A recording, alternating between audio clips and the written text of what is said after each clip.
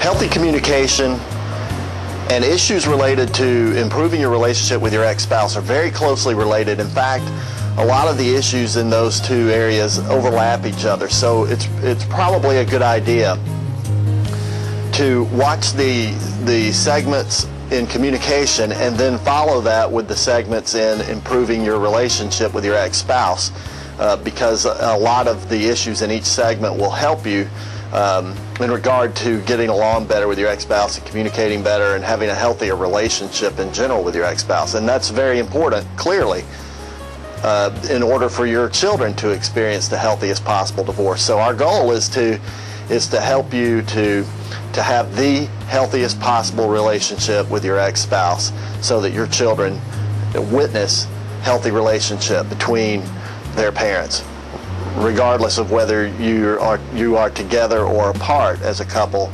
You're still a family, and it's important for your children to experience healthiness in regard to how the two of you get along.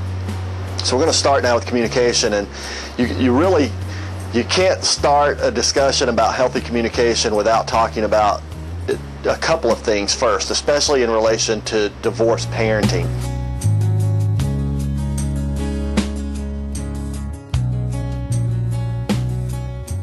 You know, everyone learns a conflict style.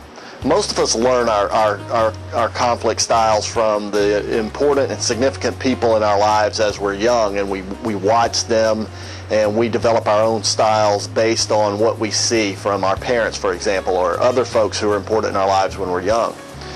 Unfortunately, many of us witness unhealthy communication as we're growing up and as we're developing our own style and our own way of communicating. Probably the single most destructive force in communication and in relationships is passive-aggressive behavior. And divorce is the perfect setting for passive-aggressive behavior between ex-spouses.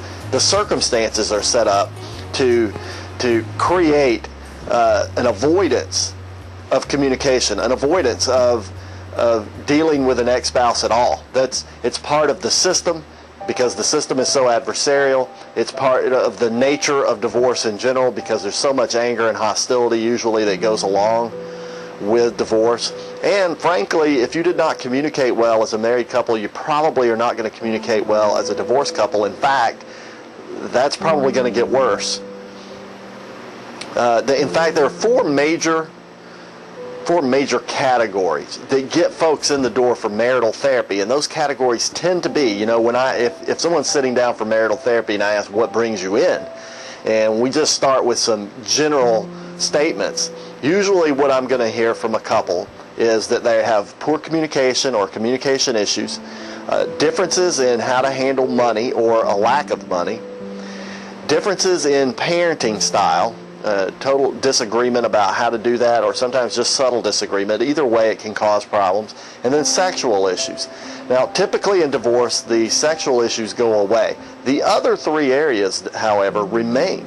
In fact, if you didn't communicate well as a married couple, you will not communicate well as a divorced couple. If you disagreed about money, you're likely to have disagreements about money as a divorced couple.